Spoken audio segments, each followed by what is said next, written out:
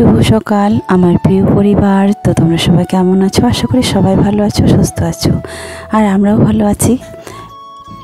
তো চলো সকাল সকাল আজকে মাঝামাঝি মোছামুছি সব কিছু কমপ্লিট আমি করে দিয়েছি। তারপরে রিয়া বলছে যে গ্যাসটা বেশ অনেক দিন ধরে মোছা হয়নি, টেবিলটা।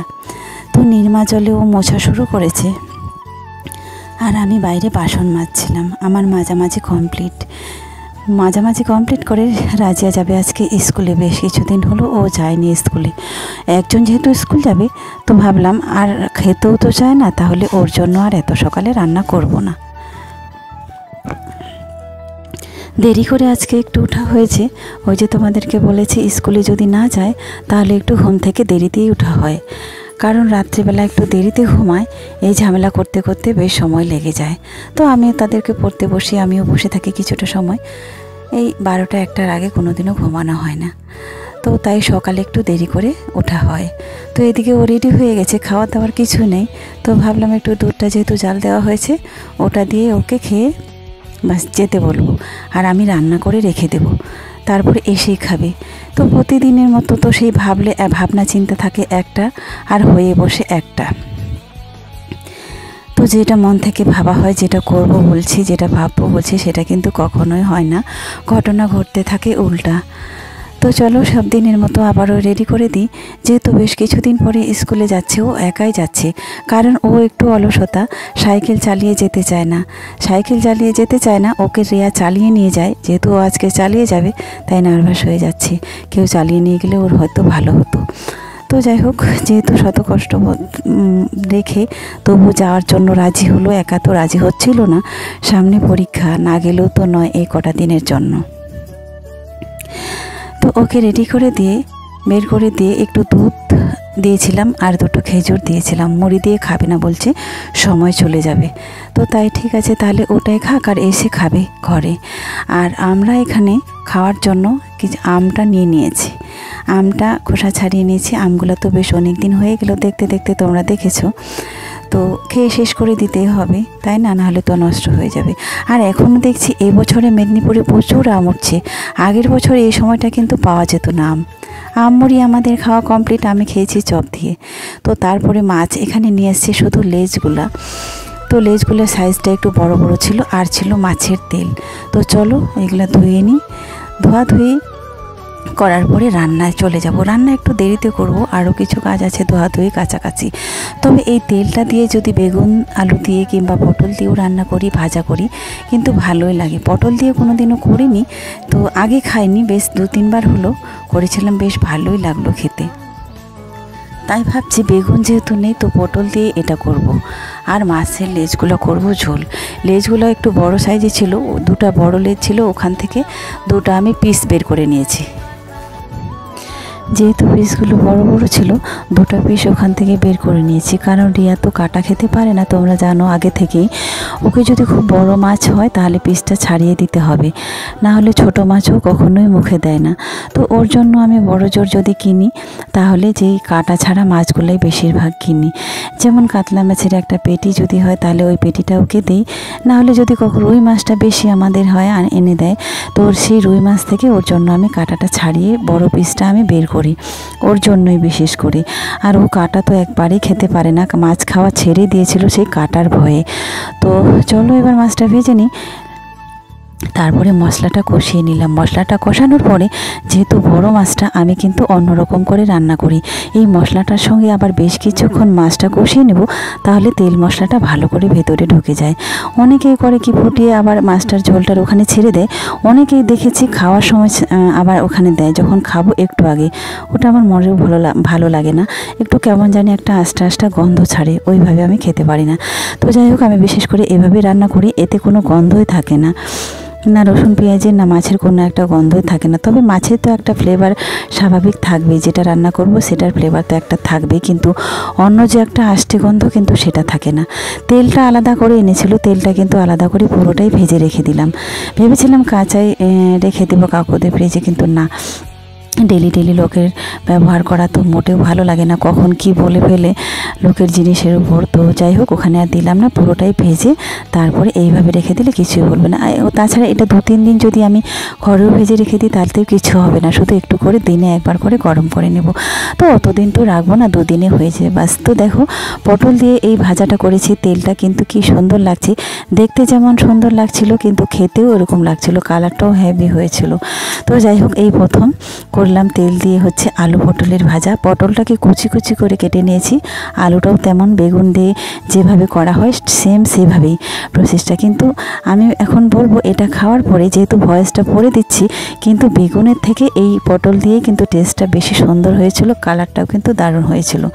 তো তোমরা যারা যারা খাওনি তো অবশ্যই একবার ট্রাই করে দেখতে পারো এইভাবে, তারপরে খাওয়ার পরে কমেন্ট করে আমাকে নিশ্চয়ই জানাবে। খাওয়ার পরে এটা বেঁচেছিল, তো এটা এখন রেখে দেবো। তেলটা ভাজার পরে পুরোটাই গলে গিয়েছিল, আগে যতটা ছিল মনে হয় 250-300 মতো হয়ে যাবে, অনেকটা বোঝাচ্ছিল, কিন্তু তেল তো ভাজার পরে গলে চুপসে এতটুকু হয়ে যায়। আর আমি একটা ইলিশ মাছ কখনো খাইনি, একটা কথা আমার মনে পড়ে গেল, আগের বছর ছোট্ট একটা ইলিশ খেয়েছিলাম, কিন্তু সেটাই কোনো ইলিশের গন্ধ বলতেই ছিল না বলতে গেলে। তো তোমরা অনেকে ইলিশ মাছের তেল দিয়ে খাও, দেখেছি আমি ভিডিওতে যে অনেকে ইলিশের তেলটা দিয়ে খাও, ইলিশ ভাজা দিয়ে খাও। সত্যি কথা বলতে এখানে লজ্জার কিছু নেই, আমি কিন্তু কোনোদিনই ইলিশের তেল কিংবা বড় ইলিশ আজ পর্যন্ত খাইনি, আমার মনে পড়েনি। তবে যেইভাবে তোমরা ইলিশের তেলটা দিয়ে খাও শুধু দেখতাম, আজ আমি একটা কথা মনে করি, আমিও ওই তেলটা দিয়ে বেশ কিছুক্ষণ অল্প তেলটা নিয়েছিলাম ভাতের মধ্যে, সত্যি অসাধারণ একটা টেস্ট ছিল। তারপরে খেয়ে বন্ধুরা একটা অবাক কাণ্ড ঘটনা ঘটে গেল। তো আর কি বলবো, ভয়েসটা যেহেতু শোনা যায়নি আমি কেটে দিয়েছি। তাই গিয়েছি, তো এখন ছুটি হবে, তো আমরা দুজনে যেহেতু সময়টা ঘরে কাটছে না আর ও নেই, তো ভাবছি 1 পা 2 পা করে একটু এগিয়ে যাই, আমাদের একটু হাঁটাও হবে আর ওকে আনাও হবে। তো ওই জন্য হচ্ছে বেরিয়ে গেছি। খাওয়া দাওয়া এইমাত্র কমপ্লিট হলো, কিন্তু আজকে এক ফোঁটা শুইনি আর কি, শুলেই হচ্ছে ঘুম পাবে, ঘুমিয়ে যাব। তো ভাবছি ঘুমাবো না, আগে ওখানে একটা আনতেই যাব। তো চলো এই রাস্তাটা দিয়ে আসি, তো একটু তোমাদের সামনে থেকে দেখাই।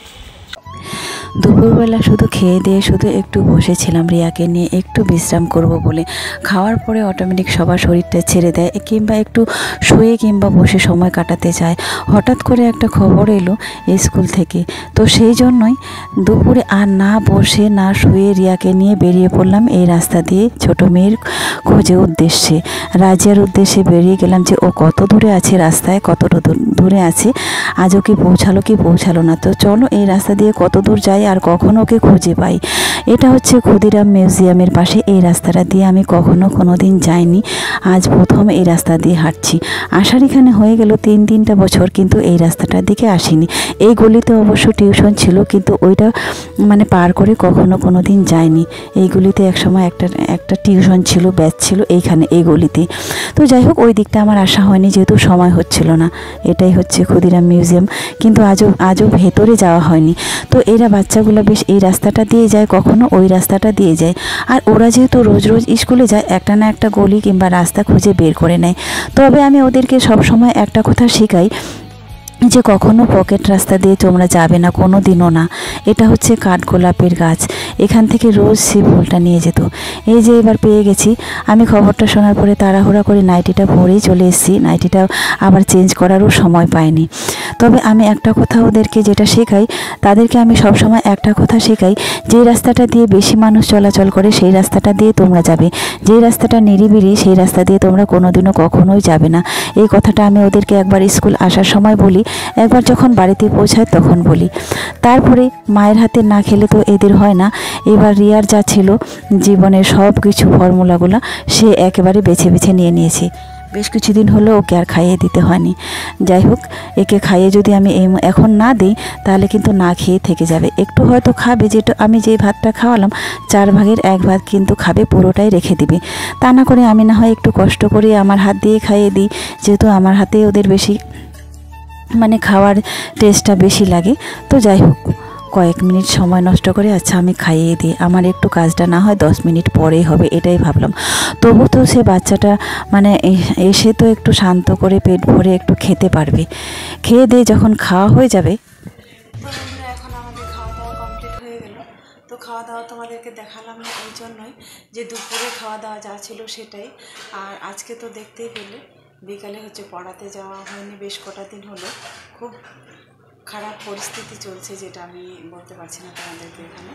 তো যাই হোক, কটা দিন খারাপ পরিস্থিতি চলছে, মোটামুটি 1 সপ্তাহর বেশি হয়ে গেল যে পড়াতে যাওয়া হয়নি। বাচ্চাগুলোর পিছনে আছি, 29 তারিখ থেকে ওদের পরীক্ষা। তো কী করবো ভেবে উঠতেই পারছি না আর কি। একজন স্কুল যাচ্ছে তো একজন যাচ্ছে না, তো এরকম করে চলছে। ভাবলাম তাহলে রিয়া তাহলে বাড়িতেই আজকে পড়ুক, এবার কালকে যায় কিনা দেখা যাক।